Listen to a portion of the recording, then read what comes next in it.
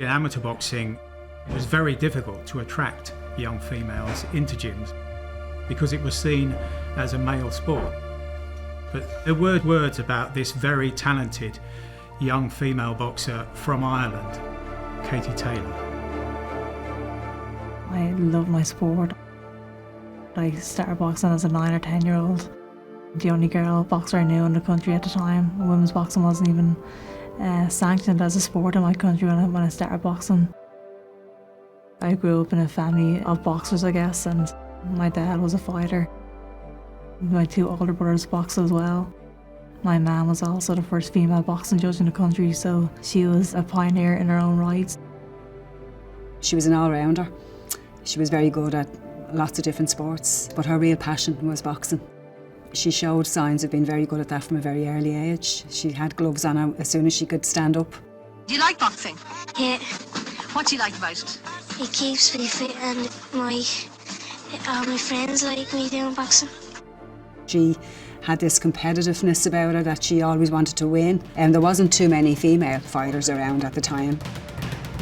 A lot of the time she would have been the only female in the club when she was training. Now, she was playing football to a very high level. She went on to represent the Republic of Ireland in international football. But boxing was always just my number one sport.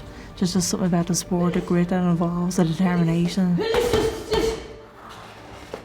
The toughest sport in the world, but the best sport in the world as well.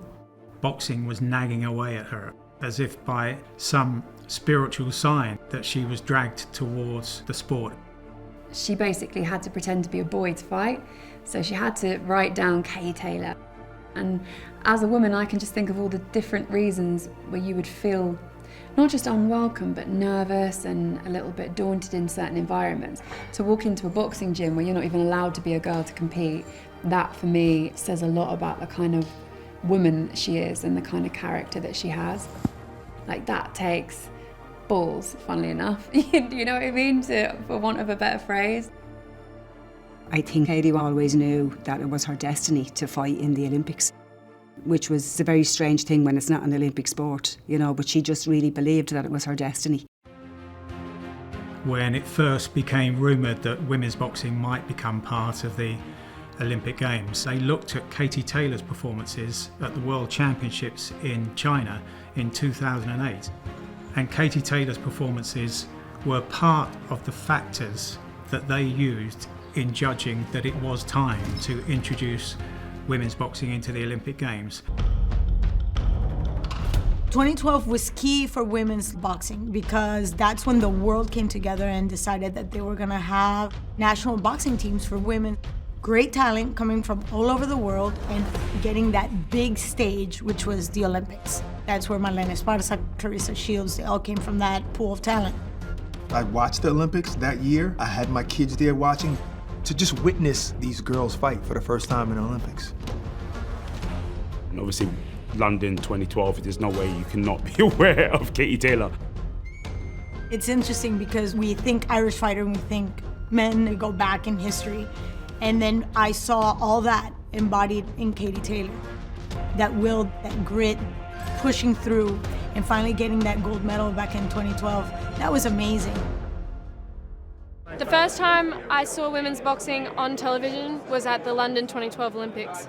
I watched Katie Taylor win the Olympic gold medal, and I said, I want to go to the Olympics. I want to be an Olympian. When she went to Rio, it was a different story. She was beaten in her first fight there. It was really very real, very raw. There was a lot going on in her personal life at the time, and she just wasn't herself there. It was extremely heartbreaking to watch that. Nobody wants to be picking their child up off the ground, and the heartache was so obvious and so hard and very heartfelt. So it was immense. And she's spoken since then about the difficulties that she had in her personal life. Her father, Peter, who was a huge influence on her boxing career in the amateur days, had left the family home, and that clearly had an effect on Katie. I guess life is all about ups and downs, isn't it? It's about mountaintops and valleys, and I don't think you can ever stay on the mountaintops.